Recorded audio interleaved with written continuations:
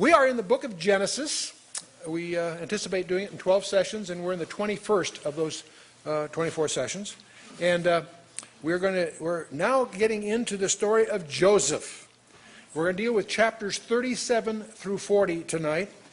And that sounds like a lot, but they're actually pretty short chapters.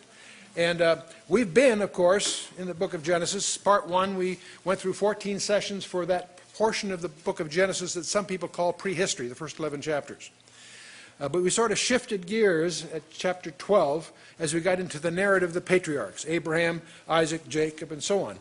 You'll probably notice as we go from session 20 through 21, we're going to shift gears again.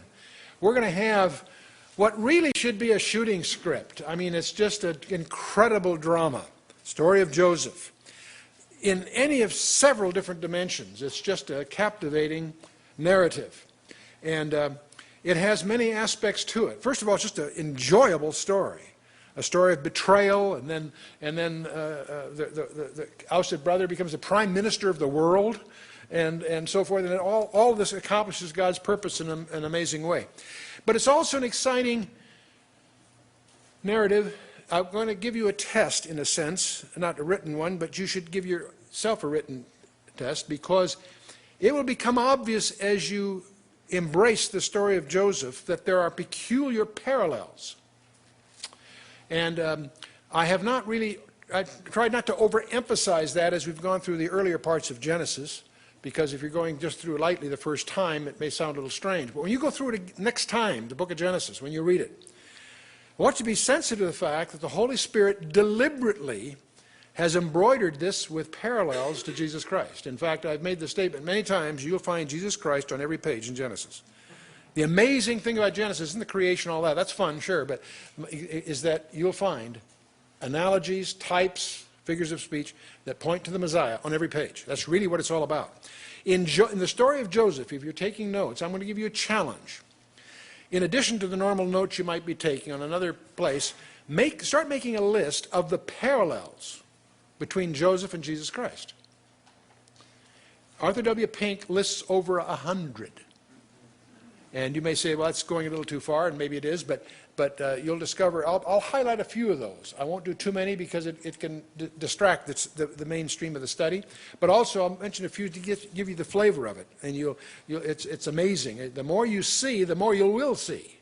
At first it sounds strange until you start looking for them. When you start looking for them, some of them are quite astonishing. But we spent 2 sessions on Abraham, 2 sessions on Isaac, and 2 sessions on Jacob. We're going to spend 3 on Joseph. And that will leave us the one to handle the prophetic announcements of Jacob to the 12 tribes at the end of the book.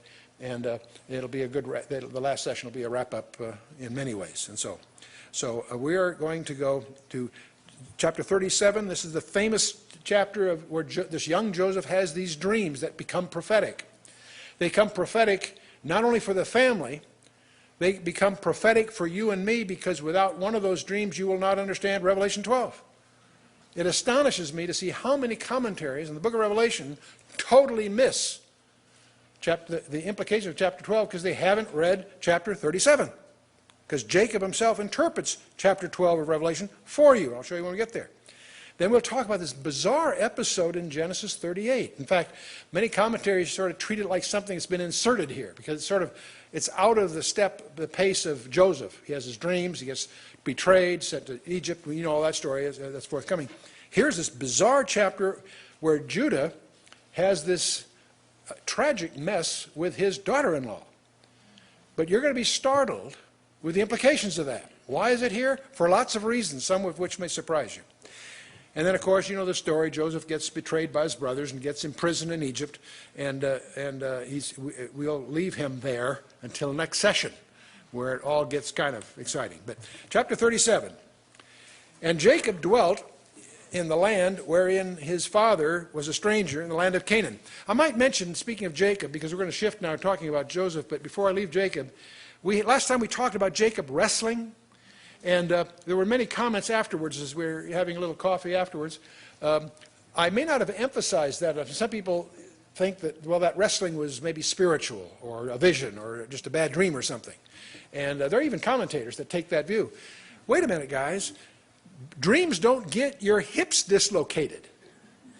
he was physically wrestling. And so I don't want to revisit all of that, but I just want to underscore for your notes to go back and look at that. That is a very, very interesting, strange thing. But in any case, we're going to see that Jacob here is dwelling in the land wherein his father was a stranger, in the land of Canaan. And he had no chiefs. He had his 11 sons. But he's a sojourner. He's a stranger in this land. And it's a secular, worldly greatness usually comes more swiftly than spiritual greatness. It took Jacob quite a time to really get his act together. That's what that wrestling episode really is, in some sense, a peak of. But we now find that here are the generations in verse 2 of Jacob. Joseph being 17 years old. Let's remember he is 17 at the time that we're going to see these young events. He's young, and yet in their culture, that's almost not fully grown, but close. Anyway, Joseph being 17 years old and was feeding the flock with his brethren.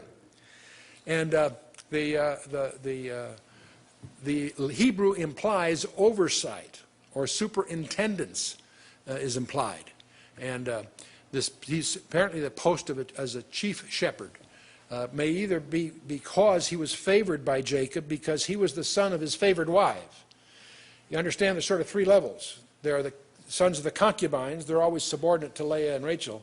But even among the direct sons of Leah and Rachel, Rachel's sons were more dear to Jacob because he loved Rachel so intensely. So that may be one of the reasons.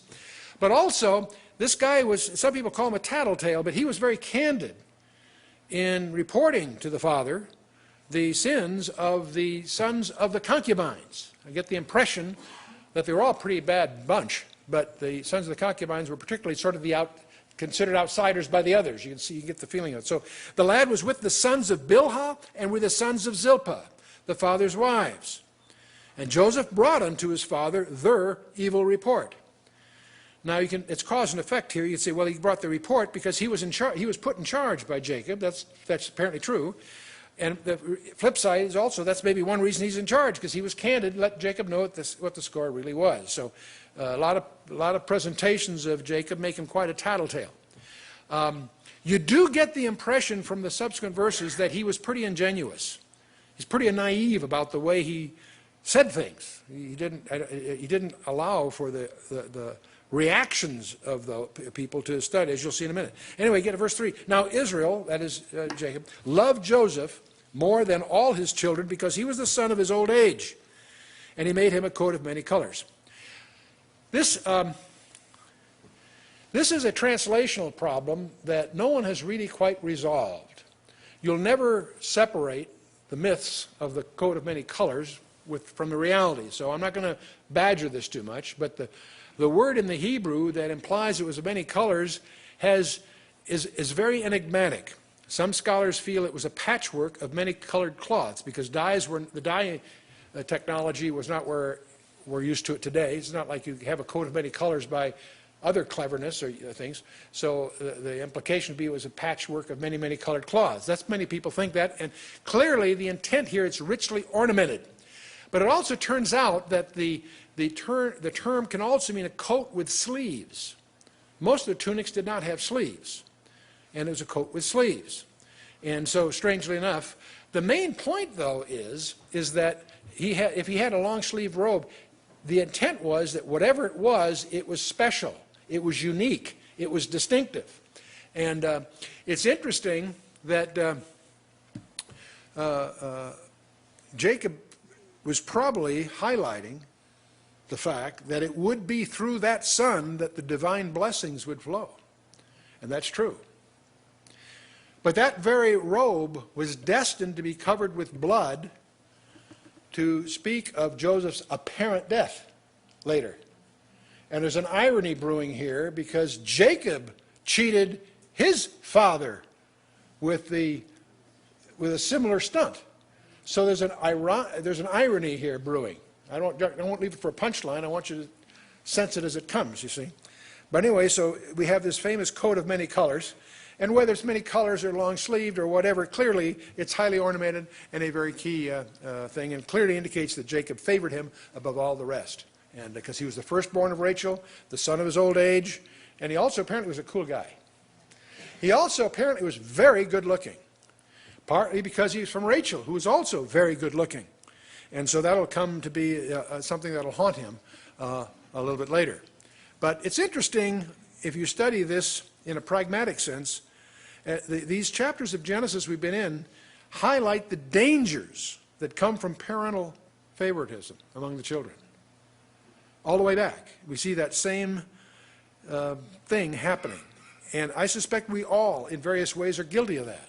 But we need to guard against that. Because that's, I think, one of the practical lessons that come out of all of this. But anyway, getting to verse 4, when his brethren saw that their father loved him more than all his brethren, that's something, you can't keep a secret. It shows up. The kids know that. They see it even when it's not there. They hated him and could not speak peaceably unto him. Okay, that's the background. Now we have this first of two episodes. Joseph dreamed a dream. Okay, you can't help that. But then he ingenuously told his brothers, hey, guess what dream I had last night, guys? Joseph dreamed a dream, and he told it his brethren, and they hated him yet the more. You want to understand why? Listen to the dream. He said to them, hear, I pray you, this dream which I have dreamed. Okay? And by the way, I should mention something else. It's interesting through the Scripture how God uses dreams. That doesn't mean some dream you have is necessarily from God. Don't carry this too far. But at the same time, it's clear that God did use that mechanism several times. And he usually did it in the land of the pagans.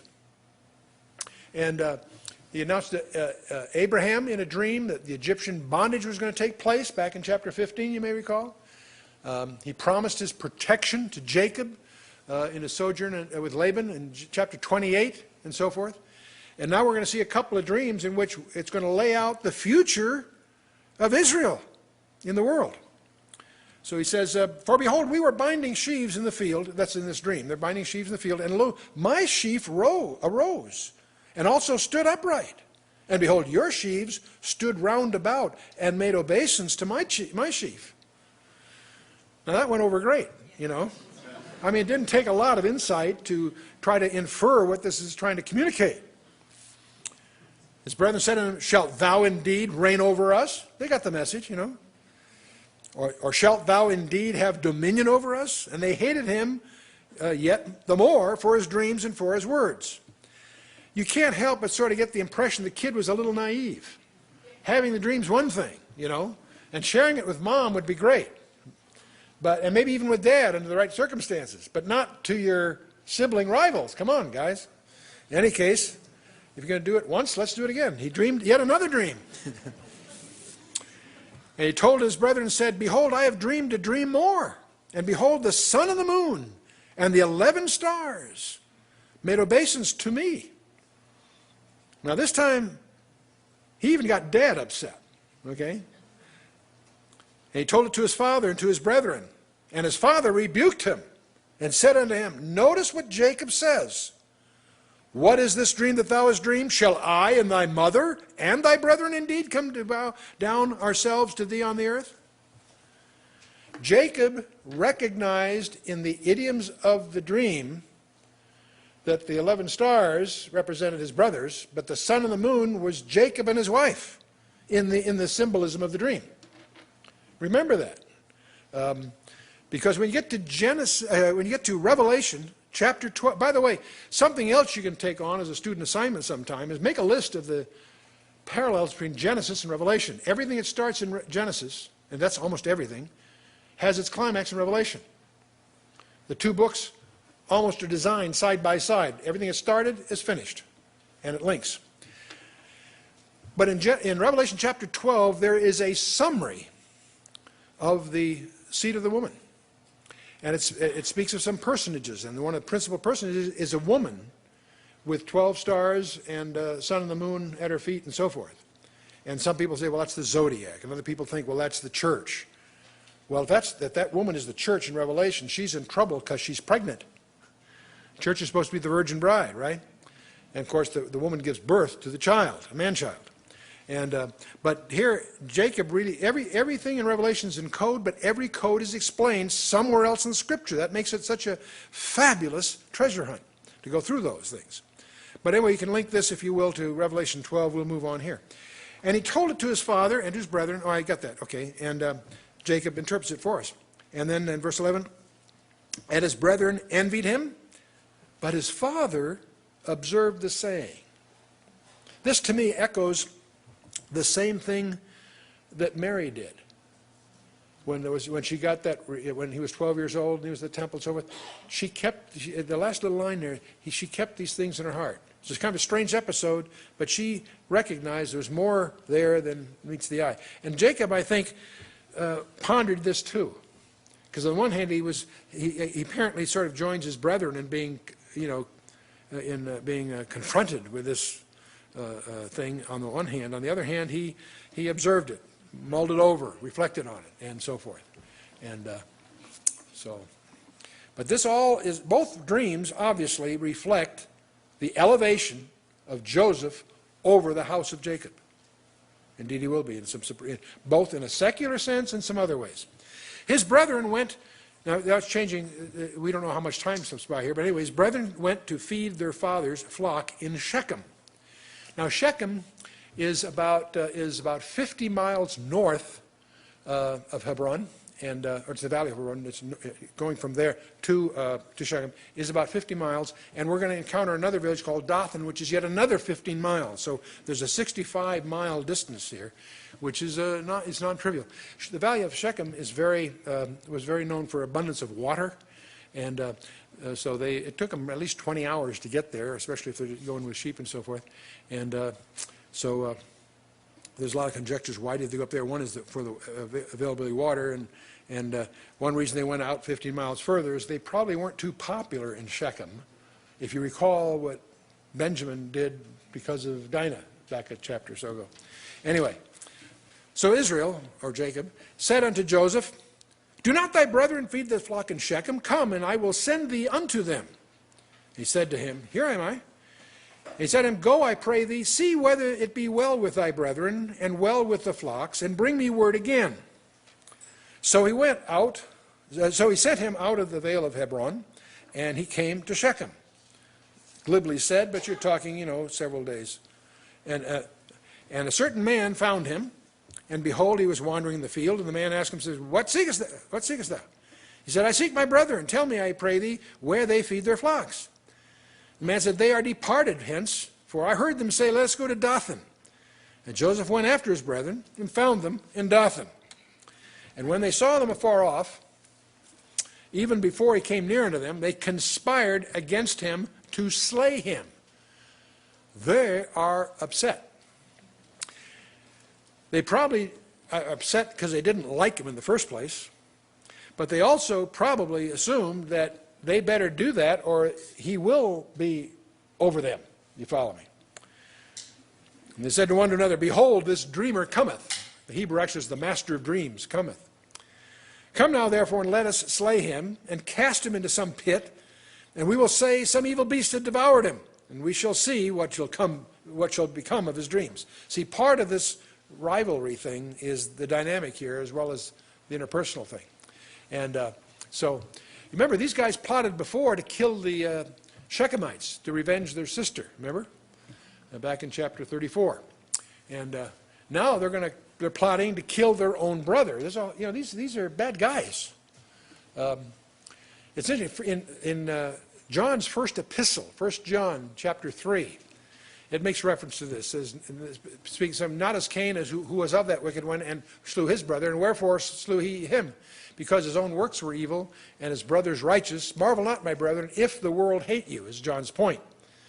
We should not be surprised that the world hates us, for lots of reasons, and some of them in parallel to the situation here, some not. But in any case, so they're considered rivals. Now Reuben, who is the eldest, he heard it, and he delivered them out of their hands. He said, "Let us not kill him." Reuben's going to suggest this business. Well, let's go on and just read the next verse. And Reuben said unto them, "Shed no blood, but cast him into this pit, that is in the wilderness, and lay no hand upon him, that he might rid him out of their hands to deliver him to his father again. In other words, Reuben is suggesting, instead of killing him, let's just throw him in this pit. And what's implied here is that Reuben figured he could sneak back later and get him and send him home, save his life. So that's to his credit, at least, that that was his concept. And so this pit, by the way, was probably an empty cistern. You figure just a pit, you figure he could climb out. No, a cistern is probably like what it was. The land is replete with cisterns because water is so precious, and so when it did rain, they got a cistern. Here's a cistern that is dry that they threw him into.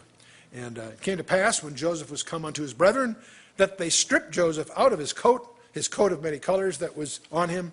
They took him and cast him into a pit, and the pit was empty. There was no water in it. So they took his fancy tunic, and they're going to use that as a mechanism to convince the father he's been killed. And they have him in this pit. They sat down to eat bread. They lifted up their eyes and looked, and behold, a company of Ishmaelites came from Gilead with their camels bearing spicery and balm and myrrh, and going to carry it down to Egypt. These people are called Midianites in chapter 37 and verse 28, and they're called Midianites. That's another parallel. They're both sons of Keturah, of Abraham, in verse 36. So it's apparently a traveling caravan of both Midianites and Midianites, which are not sons of Ishmael, by the way. But the term Ishmaelite tends to be a catch-all for these other, these descendants of both Hagar and Keturah. Understand? So just because they call them Ishmaelites doesn't mean they're sons of Ishmael. People get confused by that. That's a label that's sort of a collective. It's used that way in the Scripture. Because Ishmaelites technically were descendants of Hagar from chapter 16, you may recall. And the Midianites were from Keturah in chapter 37 and also in 25. So it's a general designation. And so, by the way, if you are at Dothan, it's very easy to see. You could actually see in the distance. You can see you could see them on the plain, because it crosses from the Jordan across to the south, on the south side of the mountain Gilboa. So this all fits the topography. And they were with spice. Let's see, they were bearing spicery and balm and myrrh. Those were elements that spicery came from India, and balm from Gilead, the balm of Gilead from the balsam tree, and of course myrrh was a spice that gave its fragrance by crushing. These all three were in great demand in Egypt because of why? Anyone know?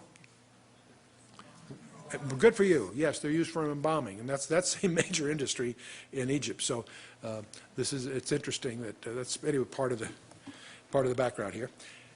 Anyway, they say, "Come, let us sell him to the Ishmaelites, and let not our hand be upon him, for he is our own brother in our flesh." And his brethren were content. We're not going to kill him. We'll sell him into slavery, because after all, he's our brother. I'm sorry. I'm not trying to demean that, because it certainly is less, than actually taking his life. And yet, anyway, it speaks for itself. Then there passed by Midianites, merchantmen, and they drew and lifted up Joseph out of the pit and sold Joseph to the Ishmaelites for 20 pieces of silver. And they brought Joseph into Egypt. And now this is, obviously you can begin to see a couple of things here. Here's Joseph. He's got a robe that people are after. That's exactly, remember Jesus on the cross, they cast lots for his vesture. Here he is betrayed by his brothers. He came into his own received him not, and so on. And he's betrayed. He said, "Gee, why wasn't he betrayed for 30 pieces of silver? Wouldn't that have fit perfectly?" Can anyone tell me why it's 20 and not 30? Colossians tells you that in Jesus he'll be preeminent in all things. Okay, so I'll just use that as my refuge, as Colossians 1:18. But in any case, so he actually gets sold into slavery. Now Reuben, in the meantime, he apparently was away, because Reuben returns to the pit, and behold, Joseph was not in the pit, and he tore his clothes. He was really upset, because Reuben apparently had his heart set on being able to deliver the kid back home. And he returned to his brethren and said, "The child is not, and I, whither shall I go?" And they took Joseph's coat and killed a kid of the goats, and dipped the coat in blood. And they sent the coat of many colors, and they brought it to their father and said, "This we found. Know now whether it be thy son's coat or not." Gee, do you think it's his coat? Obviously it's his coat, you know. And he knew it. He said, "It is my son's coat. An evil beast hath devoured him. Joseph is without doubt rent in pieces." And Jacob rent his clothes and put sackcloth upon his loins and mourned for his son many days. And it's really, again, a form of deceit that's ironic, because Jacob had deceived his own father Isaac using his brother's tunic and the skins of a goat. See the parallels. Here again, it's the tunic of the brothers. It's the skin of a goat as part of the emblems that are being employed here. And all his sons and all his daughters rose up to comfort him, but he refused to be comforted. And he said, "For I will go down into the grave unto my son mourning." And thus his father wept for him. The word, this is a mistranslation. The word is not grave. I want you to be sensitive to the distinction between the grave and Sheol. A grave is the abode of the body. You can own a grave. You can sell a grave. It's a physical thing. Sheol is the abode of the departed spirits. No one can own, and there's one, there's not many. There are many graves, there's one Sheol. It has two compartments, we learned from Luke 16. And it's interesting that it's spoken of there by Jesus himself as Abraham's bosom. That's the good side of Sheol, which in the Greek would be the Hades. Sheol and Hades are not Gehenna. That's a whole different thing. This is, Hades is often translated hell in our Bibles. No, it's Hades. Gehenna is what we think of as hell. It's that Hades is temporary. It's going to be cast into hell ultimately. But anyway, the point is, here's Jacob. He says, "I will go down into Sheol unto my son." He expects to be with his son in Sheol. We learn from Luke 16 that people in Sheol are conscious. They're very aware. The rich man that's in Sheol is in torment, but he's very aware of Lazarus, who's also in the good part of Sheol, in Abraham's bosom. So there's an awareness. It's interesting, too, that there's no repentance. There's an acknowledgement of their sin. The rich man there understands. There's a lot you can learn by restudying Luke 16 carefully. In any case, this is Jacob's model. This is what he understands. He'll be with, I'll go to unto the grave, unto Sheol, unto my son, mourning. And thus his father wept for him. Jacob is really upset. I want you to understand Jacob's heart, because it's going to be very material in the subsequent chapters as the whole drama of Joseph unfolds. And then it goes on and says, "And the Midianites sold him into Egypt." Now notice, here again we have Midianites and Midianites, are labels in the Scriptures. So the Ishmaelites is sort of a collective connotative term. They're not using it denotatively, they're using it connotatively or suggestively. And so Midianites clearly are not sons of Ishmael, they're sons of Keturah, as I mentioned. But anyway, the Midianites sold him into Egypt unto Potiphar, an officer of Pharaoh's and captain of the guard. Now, the word in the Hebrew implies a eunuch, but you want to be careful with that term. Often, senior officials at court were castrated to be eunuchs in certain roles, but the term doesn't necessarily mean castrated. It means an officer of the court, is what the term actually means. The Potiphar has a wife, as we'll see, who's very much in the story. And it can be chamberlains, it can be courtiers, it can be officers of different kinds. Now, he was a captain. Now, the term captain here isn't the way we use the term, but he's the chief official. He's the chief of the executioners. It could be the chief of the slaughtermen, people who are responsible for killing the animals for the sacrifice and that sort of thing. And by some careful scholarship, by certain commentaries, this was probably about 1898 BC. I don't hang too tightly to chronologies because I've got dozens of studies, all detailed, all different, varying not by a lot, but still, there's that's a tough area to get into. For you're immersed in all kinds of technicalities very quickly. But anyway, to give you a rough feeling, this is called 1900 BC roughly. And the way they do that, they date from Solomon's temple back and try to work it that way. But in any case, we're now at chapter 38. Now, we're going to pick up in chapter 39 the whole tale of Joseph again, because he's in Egypt. But in the meantime, we have chapter 38. And many people are puzzled, why is it here? Well, I never use the word why in the scripture together too much because that's God's purpose, but there's certainly there's a strange event that occurs with Judah and Tamar. Not only is it a strange event, but it turns out to be very important for your perspective of the whole Bible. It's not just a little sordid tale. It has some other implications, so let's jump into it. It came to pass at that time that Judah went down from his brethren and turned in to a certain Adullamite whose name was Hira. Now this is a pagan friend of his. He's an Adullamite, but he's a good buddy of Judah here. And Judah saw there a daughter of a certain Canaanite whose name was Shua. And he took her and went in unto her. So in other words, he took a Canaanite wife. That's his first mistake. They weren't supposed to do that, but you can tell they weren't, walking by the word. These brothers, the sons of Jacob, are an unruly bunch, as you've already seen by their conduct. Anyway, he takes a Canaanite, a pagan wife, named was Shua, and he took her and went in to her, and she conceived and bare a son, and called his name Er. And that's what he does. He errs. She conceived again and bare a son, and called his name Onan. And she again conceived and bare a son, and called his name Shelah. So now he's got 3 sons by this pagan wife. And he was at Chezib when she bare him. And Judah took a wife for his firstborn, whose name was Tamar. So is his son. So Tamar is his daughter-in-law. Okay? But verse 7 tells us that Judah's firstborn, was wicked in the sight of the Lord, and the Lord slew him. We have no idea what it was that he did wrong, and we have no idea how he died, specifically. But what we need to know is what's here, that he was wicked and God took him. So is out of the picture, which gives rise to the rest of the tale. And Judah said to Onan, go in unto thy brother's wife and marry her and raise up seed to thy brother. This is an allusion to what's called levirate marriage. We'll talk about that in a minute because it was the practice in these days, but it also gets codified in the Torah under Moses later. This is Genesis. That happens in Deuteronomy 25. Okay? But the idea was that when you had a situation like this where the husband died without issue, that there'd be no inheritance. So the brother of the dead didn't have the obligation. It wasn't rigid, but his responsibility was to take her to wife, raise up seed to the dead son. This turns out to be very important in a number of places in the Scripture. You need to understand levirate marriage. It doesn't come from the word Levi. It comes from the Latin. The word levirate marriage comes from the Latin, which means the husband's brother. That's what the term comes from, strangely.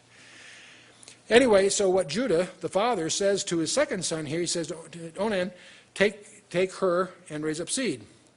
And Onan knew that the seed should not be his. It came to pass when he went in unto his brother's wife that he spilled it on the ground, lest that he should give seed to his brother. So he took advantage of the social custom to satisfy his lust. But he made sure that he spilled his seed on the ground so there would be no issue, which is bizarre in the sense that if you're going to do it, okay, let her have the kid. I mean, that's her thing. But see, he didn't want to do that. He didn't want to, so he spilled it on the ground. So this thing, of course, displeased the Lord. So wherefore he slew him also. Big mistake, Onan. Shouldn't have done that. So levirate marriage, as I say, it comes from levir, husband's brother in Latin. It's codified in the Torah in Deuteronomy 25. The reason I want you to really be aware of this, it's very important when you get to the book of Ruth. Because the book of Ruth is a fabulous little tiny 4-chapter book that's probably the most important book in the Old Testament for the church. Strangely enough, that may sound like a contradiction in terms, that the church was hidden. The fact that Gentiles be saved is not hidden in the Old Testament, but the mystical church was hidden in the Old Testament. Paul, in Ephesians 3, has the privilege of revealing that to us. And Jesus makes allusions to it in a strange way in Matthew 13. But in any case, the book of Ruth turns out to be just a gem. But part of the whole drama in the book of Ruth is the role of the kinsman redeemer, in the Hebrew, the Goel. And the kinsman redeemer in Ruth from chapters 1, just a little 4-chapter book. And you will not understand Revelation chapter 5 unless you understand the book of Ruth. So it's an essential part of your homework background to really get into that. But let's get back to Genesis 38. So then Meanwhile, understand Judah's predicament. He's lost 2 of his 3 sons. Okay? So he's not too excited about this whole program. He said, then said Judah to Tamar's daughter-in-law, remain a widow at thy father's house, till Shelah my son be grown. He apparently was very young. For he said, lest peradventure he die also, as his brethren did.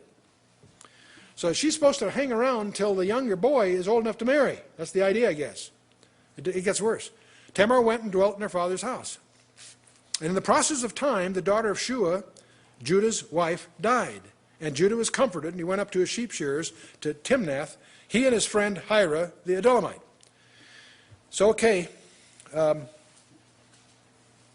Judah's now without a wife, and one of the things, don't misunderstand my recording this, I'm not condoning it, but one of the things he indulged in was to resort to what was a religious prostitute. We're talking pagans here. So they're up sheep shearing. Now the sheep shearing thing was a party. The sheep shearing season, which usually occurs at the end of March, it's spent with more than the usual hilarity and feasting, and the wealthiest masters threw big banquets. So when it says going up to the sheep shearers, yes, they did work, but it was also party time. And he's up there with his buddy, Hira, up near Timnath, which is in the mountains of Judea. Now, when they're up there, it's told to Tamar, by the way, they're up there having this party. She says, behold, thy father-in-law goeth up to Timnath to shear his sheep, and to party, and so forth. And she put her widow's garments off from her, covered herself with a veil, and wrapped herself and sat in an open place, which is by the way to Timnath, for she saw that Shelah was grown, and she was not given unto him to wife. That should almost be put first. In other words, she's been waiting around for Shelah to grow up. He's now grown up, and she's aware of the fact that he hasn't been given to her to wife. So she's going to try to take things into her own hand to get a levirate marriage, in effect. So in other words, if she can get pregnant from the family, it'll count as in her mind. So she masquerades as a temple prostitute up there, adorns herself with a veil, which apparently was the style in those days. And when Judah saw her, he thought her to be a harlot. And the word is actually kedeshut. It's like a temple prostitute. And I don't mean a Jewish temple, I'm talking pagan temple. And so she really is tricking him into illicit relationship with her. So anyway, because she had covered her face, so she didn't recognize, and he turned unto her, by the way, and said, go to, I pray thee, let me come in unto thee. For obviously he knew not that she was his daughter-in-law. She said, what wilt thou give me, that thou mayest come in unto me? He says, I will send thee a kid from the flock. And she said, wilt thou give me a pledge till thou send it? So she wasn't born yesterday, okay? Promises are one thing. Give me something, give me a pledge of some kind, that something worth more than the kid that I'll give you back when I get the kid, is the idea, okay? And so, a kid, of course, a kid of goats here. And he said, what pledge shall I give thee? And she said, thy signet, thy bracelets, and thy staff that is in thine hand. And he gave it her, and came in unto her, and she conceived by him. And so, by the way, the seal, the signet, is probably something that was perforated and hung around his neck. It's a little confusing there because the language speaks, the word translated bracelets is elsewhere translated like ribbon. So whether it was around his staff or around his neck is a point, scholastic debate. But anyway, the point is that these are obviously identity pieces. This is like giving her his credit card, okay, with a picture on it, okay. So anyway, so she conceived by him. She arose, went her way, laid by her veil from her, and put back on the garments of her widowhood. Okay? And Judah sent the kid by the hand of his friend, the Adullamite, to receive his pledge from the woman's hand. Now, he sent his buddy with the kid to go get his stuff, and he found her not. And then he asked the men of that place, saying, where's the harlot that was openly by the wayside? They said, there's no harlot in this place. He returned to Judah and said, I cannot find her. And also the men of the place said, there was no harlot in this place. Judah said, well, let her take it to her, lest we be ashamed. Behold, I sent this kid, and thou hast not found her. Well, it came to pass, about 3 months after, that it was told to Judah, saying, Tamar, thy daughter-in-law, hath played the harlot. And also, behold, she is with child by whoredom. Imagine how that went over with Judah. Self-righteous Judah. Huh? Judah said, bring her forth and let her be burnt. You know, this is another time that Jacob's family is being deceived by deception. And this time by a Canaanite daughter-in-law. So this is getting messy. Now you may say, I know when I first saw this burnt thing, I was sort of surprised, did a little homework. I find that the crime of adultery was anciently punished in many places by burning.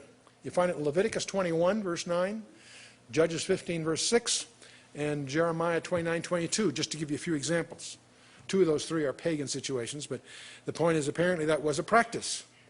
Clearly, adultery and so forth was a capital crime in Israel, but it was also punished even in the pagan places on occasion, and it was done by burning in those cases. Anyway, she's brought forth. She's sent to her father and saying, by the man whose these are, I am with child.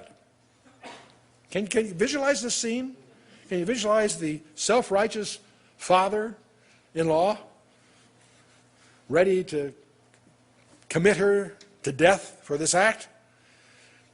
Okay, who's the guy? By the man whose these are, I am with child, she said. Discern, I pray thee, whose are these? The signet, bracelets, and staff. That's got to be one of those great scenes, you know. Judah acknowledged them. And I want you to notice his perception here. He said, she hath been more righteous than I. He recognized the situation as he realized it was her, that he'd been tricked.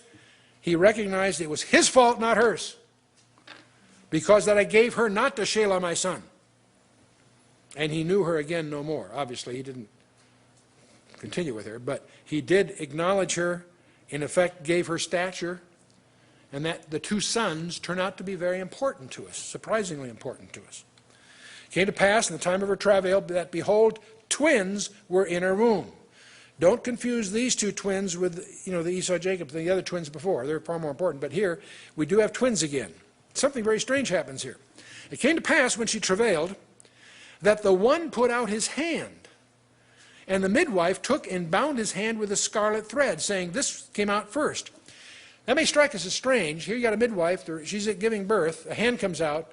It was very important to them legally who's firstborn. Because the firstborn gets double inheritance, gets all kinds of, the firstborn is a title. That word doesn't just mean that he's firstborn, it's a title. Jesus Christ is spoken as the firstborn of creation. That doesn't mean he was created. That doesn't mean he was the first of many. It's a title of stature, of preeminence. Anyway, this one came out first. In the next verse, and it came to pass, as he drew back his hand, that behold, his brother came out. And she said, how hast thou broken forth? This breach be upon thee. Therefore his name is called Pharez, or Perez, which means breach. So it's very strange. The first one really out was the second in the line, so to speak. And there again, you've got some interesting issues here. See, by man's reckoning, the first one would be senior. By God's reckoning, the second one will turn out to be more relevant. I'll see in a minute.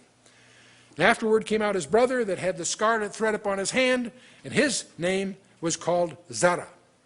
And so there we are. Now, it's interesting that all the way through this narrative, we have playing out some of these oracles that we've heard about before. You may recall that the line of Judah continued. You'll discover the line of Judah continued because of her and these kids. See, the line of Judah had to prevail over all the others. Judah's sons are a zero. See, so this strange enough will be out of Judah himself and his daughter-in-law. He said, boy, this is pretty weird. But because the offspring will end up ruling over the whole house of Israel. And so, see, even his brothers had sold Joseph into Egypt, all thinking they could thwart God's design. All these steps are attempts by someone, maybe well-intended in a sense of speaking, to thwart God's program. And and here, even in Judah's own family, in his attempts to thwart Tamar's own marriage, we got God's confirmation of the principle that the elder will serve the younger. So God is reversing things here. Now, this is going to be important for another reason. Now, I'll tell you something that's very, very strange. let's stop for a minute. I've spared you a lot of this kind of thing in this study because it can be too much distracting, but I have to share with you this little tidbit. If for no other reason, you will not find it in any commentary you're likely to pick up, okay? This is the text in Hebrew of Genesis 38 that we've been reading. And this I discovered in a journal article from the professionals from the Soviet Union, Eastern Europe, and Israel in 1987. I happened to find it in my library looking for something else, and I stumbled on this little tidbit, and it just absolutely blew me away. It turns out that if you look, there are 3 letters in here that are separated by 49, they're an interval of 49, okay? These 3 letters here happen to spell out the name of Boaz. Well, that's kind of interesting. So, well, come on, Chuck. The 49 interval of 49, you've got 3 letters that spell Boaz.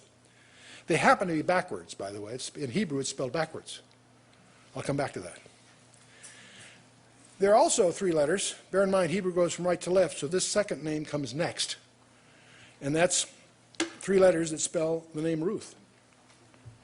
Now, that's kind of, when you say, well, this is Genesis 38. We're not even in the book of Judges or the book of Ruth with Boaz and Ruth and all of that. We'll get to there a little bit later. I want to review some things here. But that's kind of curious. Let's go further in the chapter. There are 3 letters, again, for always 49-letter intervals that happen to spell their child, Obed. 49-letter intervals, you got the second name, or third name. You go again, and there's 3 more letters that happen to spell Yishay, or what we would call Jesse, the son of Obed. You go a little further in the book, you get 3 more letters that spell the name David. Now let's just stop for a second. We have 5 people here that Boaz, Ruth, Obed, Jesse, David. Each name is encrypted by an equidistant letter sequence with the interval of 49.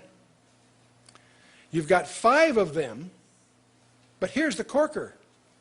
They are in chronological order. You're looking at the family tree from Boaz down to David. Now, let this sink in. The family tree of King David is encrypted in the book of Genesis in chapter 38. This is book of Moses. I don't care how smart you think he was or how clever he was in encryption. Did he know that Boaz, Ruth, Obed, Jesse, and David, that would be the line of the king of Israel? You see what I'm saying? This is mine to me. This makes my skin, my hair curl. This just blows as you start trying. At first it's one of these little oddities and that curious until you start thinking about it. And then I was troubling. Well, okay, why is it backwards? All 3 names are in there. Technically, on a computer, the interval is minus 49. In other words, the 3 letters, the names are spelled backwards. Well, when you get to the book of Esther, you find a lot of these kinds of things. And where it's backwards, some are backwards, some are forwards. The ones that are backwards are where man's trying to thwart the plan of God. And it hit me, just as I'm getting ready for this study tonight. That's, I think, what's happening here. God is not only declaring the relevance of all of these, and I'll show you some relevance that we have to come, but not only did he has them encrypted here in advance, I don't think you could have gone through there and predicted the genealogy. That's not, God does not want you to use these things for divination. That's where all these characters that write these screwy books are way off base. What they're here for is to glorify God in retrospect. We look back here and say, wow, God. You follow me? He gets the glory. But he's also got it backwards here because each one of these things, this whole family tree thing, was what the house of Jacob was trying to thwart. Interesting. All 49-letter intervals, all in chronological order. You want to do the math on that, you're out in Neverland. You're out in Neverland. I won't bore you with the math. But I want to stop here because it'll have some other implications.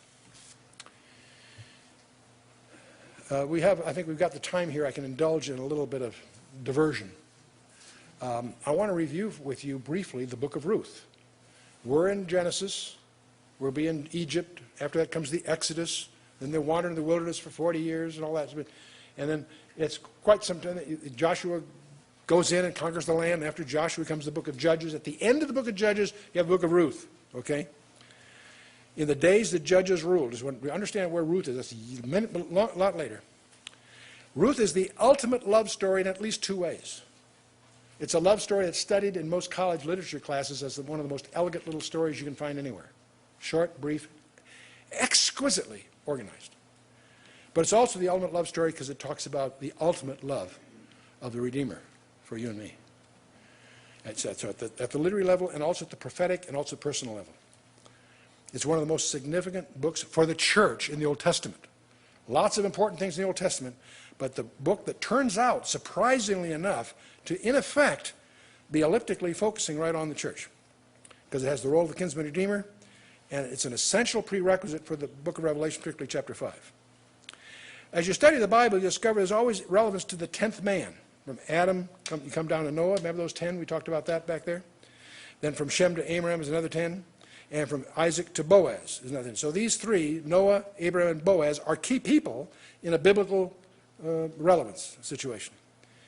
Now the book of Ruth, chapter 1, talks about the love's resolve. Ruth, this pagan, this Moabitess, clings to her mother-in-law. Her parents, her husband died, and so did Ruth's. So we'll take a quick look at that. So that's her resolve. She really resolves to become whatever Naomi is. She's going to go and be in her country. I'll show you that in a minute. Then love's response to that. Ruth is gleaning and taking care of Naomi. We'll talk about that a little bit. Then we have a very misunderstood passage in chapter 3. I'll call love's request. Love's resolve, love's response, love's request. The threshing floor scene, which I want to touch on. And then the final climax of the whole thing is love's reward. The redemption of both the land to Naomi and the bride to Boaz. And so, in the days of Judges ruled. See, the famine drives the family. These are Bethlehem natives. Elimelech and Naomi have two sons, Mahlon and Chilion, and they leave Bethlehem because there's a famine. They go to Moab. And their names are very significant. I won't get into it. Turns out when you study this book, every little detail has about 3 or 4 levels of meaning. So I won't get into all of that. To make a long story short, Mahlon and Chilion, who means unhealthy and puny, they die. That's part of the problem. They married Moabite women, but then pass away, as did Naomi's husband, Elimelech. And so Naomi tries to tell her daughters-in-law, hey, you got your lives ahead of you. Stay here. I'm going back home, because 10 years have gone by, and things are better back in Bethlehem. So she deters them from following her. One was Orpah, and she didn't want to leave Naomi either, but she finally does yield. Naomi must be quite a mother-in-law, because both these daughters want to hang on to her. Ruth refuses to leave her. And so there's a famous passage that I had to include literally in here, where Ruth says to Naomi, entreat me not to leave thee, nor to return from following after thee, for whither thou goest I will go, and where thou lodgest I will lodge. Thy people shall be my people, and thy God my God. Where thou diest I will die, and there will I be buried. The Lord do so to me, and more also, if aught but death part thee and me. This is her commitment to her mother-in-law. Impressive young lady. The Lord rewards that. Well, the next chapter, part of the value of the book, you need to understand some of the ancient laws. One is the law of gleaning, because what they did in those days, if you owned land, your harvesters could go through once and only once. Whatever you missed was for the destitute. Widows, orphans, whatever, were entitled to follow the reapers and pick up what they missed. That's called gleaning. And so that's all in Leviticus 19 and Deuteronomy 24 and so on. There's provision for the destined. Now, it says she happened on the field of Boaz. Now, when you see that word happens, you have to understand how the rabbis look at that. They say that coincidence is not a kosher word. Nothing happens. It's ordained of God. And indeed it is, because Boaz turns out to have some very important aspects to this. His name means in him is strength, and that's the name given to one of the 2 pillars in the temple. So you can run with that one on your own. And it's interesting, too, that Ruth is introduced to him by an unnamed servant. Remember what we learned in Genesis 24? What is the Holy Spirit? He's always an unnamed servant. Who is introducing this Gentile bride-to-be to Boaz, the kinsman redeemer? Unnamed servant. Now she catches his eye, so he instructs his reapers. Don't be too tidy. Leave handfuls on purpose. He is going to be the Goel in Hebrew, a kinsman redeemer. And to understand that role, you need to understand the law of redemption in Leviticus 25. I'll give you a quick summary of it in a minute. But you also need to understand the law of Levirate marriage, which is one of the reasons I'm bringing it up here in Deuteronomy 25. Well, that brings us to chapter 3 of this little book. When she comes back from this field, Naomi recognizes she's got more than is reasonable. She smells a rat. Something's going on here. She realizes that when she tells him that she happens on this field of Boaz, Naomi, she doesn't understand, but Naomi does, that he's a kinsman. So she's got an opportunity here. Not only for Naomi, because he is entitled to get her land back that she sold 10 years ago. But Naomi also recognizes that Ruth has the opportunity to impose on him the law of Levirate marriage because he's a near kin. He's not the next of kin, but he's a near kin. So she recognized, so Ruth wouldn't understand all this. Naomi explains this to her. For the redemption of her land and for a whole new life for Ruth is what's at stake here. So Naomi, instructs Ruth on what to do. And so Ruth, the scene, that sets up the scene where it's the thrashing floor, and again, it's one of these places they all work hard, but then night's a big party, and after the party they all sleep. But the way they did the thrashing floor, it was typically a saddleback place where there's a prevailing breeze. And they would thrash the grain, and the grain, being heavier, would fall short. The chaff would fall further down. The wind would carry it further. So if you did this right, you ended up with two piles. The close pile you bagged for market. The further pile you burned to keep away the vermin. And after that was all over, what you did, you had a big party. But the owners, the top guys, would arrange their sleep near the grain to prevent theft and so forth. But it was sort of a camp out kind of thing. So it came to pass at midnight. She's doing exactly what Naomi told her to do. That the man's asleep. She was supposed to watch where he sleeps, and when it was dark, no one's around, Ruth was supposed to crawl up next to him and just sleep at his feet. Well, it came past at midnight. The man was afraid, turned himself, and behold, a woman lay at his feet. He was shook. He said, "Who art thou?" And she answered, "I am Ruth, thine handmaid. Spread therefore thy skirt over thy handmaid, for thou art a near kinsman." Verse 9 is misunderstood by most people because it sounds like she's propositioning him for a sleepover. No, that's not what's going on here. You have to understand the background. She's asking for much more than a one-night stand. The rank of a person in those days was in the hem of his garment. That's just like we have stripes on a sleeve. They had a hem. Their rank was on the hem. That's why David cut off the genealogy of Saul on his robe and so forth. You have to understand the skirt was emblematic of the authority. God speaks of spreading his skirt over Israel, putting his protection, his authority over. You see, you follow that term. There's a whole. You can do a whole study on hymns throughout the Scripture. When the woman with the issue of blood, she wanted to touch the hem of his garment. Why the hem? Because that was in her mind the symbol of his authority. Anyway, what she's asking him to do is take her to wife to raise up kin. And the following verses make that clear because he realizes he's flattered. He's not going to copulate with her. Quite the contrary. This is a whole different thing. And at this point, you see this great plot unfolding because here's this handsome landowner. Here's your